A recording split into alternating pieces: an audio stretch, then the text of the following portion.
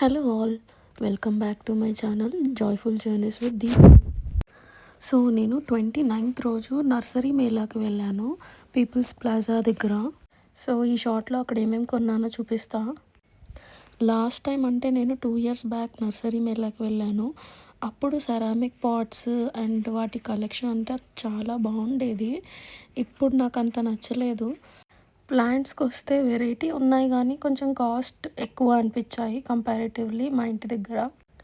So mostly నేను garden decor కోసం particularly వెళ్ళాను. నేను లేట్గా వెళ్ళానా లేదంటే అక్కడ స్టాక్ అయిపోయిందా తెలీదు, బట్ ఈసారి డిసప్పాయింటింగ్గా అనిపించింది.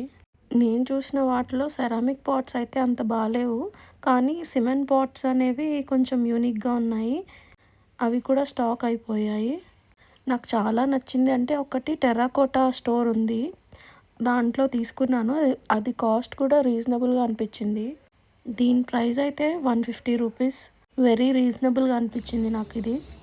దీనికి కలర్ వేసుకొని పెట్టుకుంటే ఇంకా బాగుంటుంది. నాకు ఇలానే నచ్చింది కాబట్టి నేను వేయలేదు. అండ్ ఈ క్యూట్ పాట్స్ వచ్చేసి ఈచ్ 80 రూపీస్. దీనికంటే చిన్న పాట్స్ కూడా ఉన్నాయి, అవి 60. ఈ మేళాకి మోస్ట్లీ సక్యులెంట్స్ కోసం వెళ్ళొచ్చు.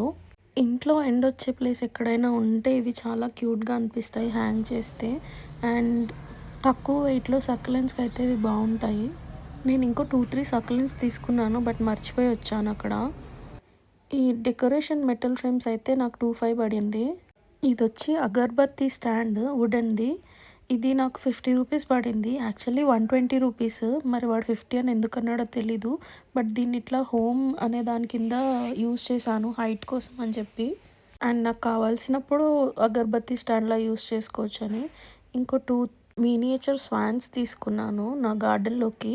ఇది మళ్ళీ నేను సెట్ చేసి చూపిస్తాను మీకు. ఈ బర్డ్ హౌస్ వచ్చేసి నా దగ్గర ఆల్రెడీ ఒకటి ఉంది, చిక్మంగళూరులో తీసుకున్నాను. వీడియో ఎండ్లో పెట్టాను చూడండి. ఆల్రెడీ బర్డ్స్ వచ్చాయి దాంట్లో. సో ఇంకొకటి తీసుకున్నాను. ఇదైతే నాకు 600 పడింది. ఇంకో బాల్కనీలో తీసుకున్నాను. ఈ బుద్ధ టెరారియం లాగా ఏదైనా చేద్దాం అనుకున్నాను, కానీ దాంట్లో పెబుల్స్ వేసిన వెంటనే మావాడు ఉంచట్లేదు, తీసేస్తున్నాడు. అందుకని అలానే ఉంచేసా. ఈ బోన్సాయి మొక్కలన్నీ బాగా పెరుగుతున్నాయి చూస్తే. ఫ్లవరింగ్ సీజన్ అనుకుంటా. ఎంత బాగా వచ్చిందో చూడండి. ఇక్కడైతే ఒక హౌస్ ఆల్రెడీ పెట్టాను కదా, బర్డ్ హౌస్. దాంట్లో బర్డ్స్ ఆల్రెడీ వచ్చున్నాయి. కింద కూడా ఒకటి అటాచ్ చేశాను. మార్నింగ్ లేవగానే ఇలా సౌండ్ వస్తుంటుంది అనమాట, కిచకిచకిచ్ అని.